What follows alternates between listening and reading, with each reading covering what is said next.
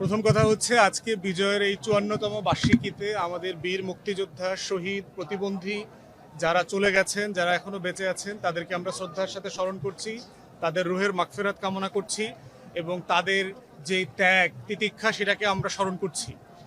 দ্বিতীয়ত হচ্ছে যে একটা জাতির মুক্তির লড়াইতে কখনো দাঁড়ি হয় না। এই মুক্তির লড়াইটা হলো কমা দিয়ে চলে, বারবার করতে হয় এবং প্রত্যেক প্রজন্মকেই তার মতো করে তার মুক্তির লড়াইটাকে চালিয়ে যেতে হয়। এবং সেজন্যই দেখবেন যে ৭১-এর পরেও বাংলাদেশে অনেকগুলো গণ অভ্যুত্থান হয়েছে, স্বৈরাচার বিরোধী আন্দোলন হয়েছে, গণতন্ত্রের লড়াই হয়েছে এবং সর্বশেষ গত বছর আমরা গণ অভ্যুত্থান দেখেছি। এখন প্রশ্ন হচ্ছে ২৪-এ গণ অভ্যুত্থান হয়ে গেছে মানে কি আমাদের লড়াই শেষ হয়ে গেছে? আমাদের যে বাংলাদেশটা আমরা তৈরি করতে চেয়েছিলাম সেই বাংলাদেশটাকে আমরা পেয়েছি? আসলে পাই নাই। আমাদের স্বাধীনতার ঘোষণাপত্রে পরিষ্কার করে লেখা ছিল যে আমরা আসলে কেমন বাংলাদেশ চাই। সাম্য, মানবিক মর্যাদা, সামাজিক সুবিচারের একটা বাংলাদেশ চাই, গণতান্ত্রিক মূল্যবোধের একটা বাংলাদেশ চাই, যেখানে ন্যায় বিচার, মূল্যবোধ থাকবে, সুশাসন থাকবে, দুর্নীতিমুক্ত একটা বাস্তবতা থাকবে। সেইটা আমাদের নাই।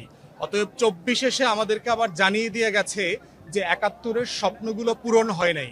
অতএব তোমরা তোমাদের মতো করে এই লড়াইটা চালিয়ে যাও। এবং এই লড়াইটাই আমাদের তরুণদের মধ্য দিয়ে আবার রিনিউড হয়েছে। তৃতীয় কথা হচ্ছে এই লড়াইয়ের অংশীদার ছিল জুলাইয়ের গণ অভ্যুত্থানের সকল পক্ষ। আমরা অনেকেই এটা দেখে হতাশ হই যে এই পক্ষগুলো যেভাবে এক দল আর এক দলকে যে ভাষায় কথা বলছে, রাজনৈতিক দল আকারে অবশ্যই এক দল আর এক দলের সমালোচনা করবে, তার ভোটের শেয়ারে অংশীজন হবার চেষ্টা করবে, কিন্তু আমরা বোধ করি এই আলোচনাটা ম্যানিফেস্টো কেন্দ্রিক হওয়া দরকার।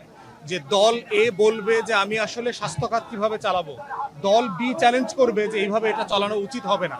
তো সেই ম্যানিফেস্টো ডিসকাশনের বদলে আমরা যেটা দেখতে পাচ্ছি পুরাতন আমলের ট্যাগিং এর যে রাজনীতি, তারপরে গালাগালি, হেয় করা, তুচ্ছতাচ্ছিল্য করা, এই রাজনীতিটা আসলে আমরা দেখতে চাই না। আমাদের তরুণরা কিন্তু বারবার নতুন রাজনৈতিক বন্দোবস্তের কথা দেয়ালে দেয়ালে লিখে দিয়ে গেছে। তাই আমরা আশা করছি রাজনৈতিক দলগুলো ভাষায় অত্যন্ত সম্মানজনক আচরণ করবেন এবং সতর্ক থাকবেন, কারণ রাজনৈতিক দলের নেতাদের ভাষার উপরে ভিত্তি করে কিন্তু কর্মীরা রিয়্যাক্ট করে। তারা তৃণমূলে যে সংকটটা তৈরি হয় সেই জায়গাটা আছে।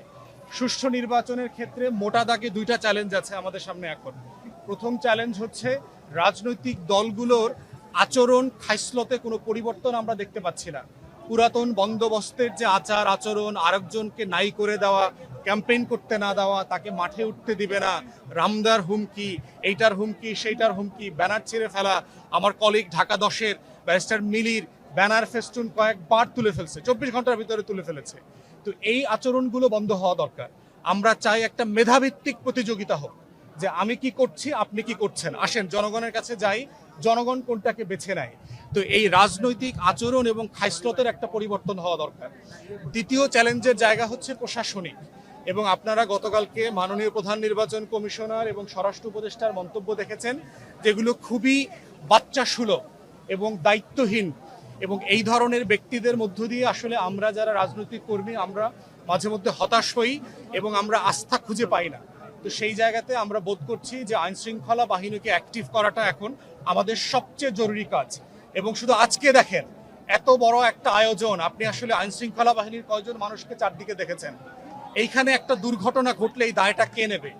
আমরা এখানে আমাদের ক্যান্টনমেন্ট আছে, এখানে সাভারের যে ক্যান্টনমেন্ট সেটা এখানে আছে, এটার ম্যানেজমেন্টটা আমরা কেন ওনাদেরকে দিলাম না, যারা এই কাজটা আরো সুন্দর করে সুচারুভাবে করতে পারত? অতএব এই যে নিরাপত্তা ঘাটতি তৈরি করছে, মনে হচ্ছে বাংলাদেশের রাষ্ট্রের কোনো একটা অংশ পরিকল্পিতভাবে একটা অরাজকতা তৈরি হোক, সেটা তারা চায়। এবং সেটা চাইলে নির্বাচনকে একটা চ্যালেঞ্জের মুখে ফেলা যাবে। আমরা বোধ করছি এই কাজগুলো করতে দেয়া জাতীয় স্বার্থে উচিত না। আমাদের কিছু কিছু বিষয়ে রাষ্ট্রের প্রত্যেকটা বডি এবং রাজনৈতিক দলের এক জায়গায় থাকা উচিত। আমাদের স্বাধীনতার প্রশ্নে, সার্বভৌমত্বের প্রশ্নে, জাতীয় স্বার্থের প্রশ্নে, আত্মমর্যাদার প্রশ্নে আমাদের মধ্যে কোনো বিভেদ থাকতে পারবে না। এর বাইরের সব বিষয় নিয়ে আমরা তর্ক করব, বিতর্ক করব, দ্বিমত করব, সবই করব।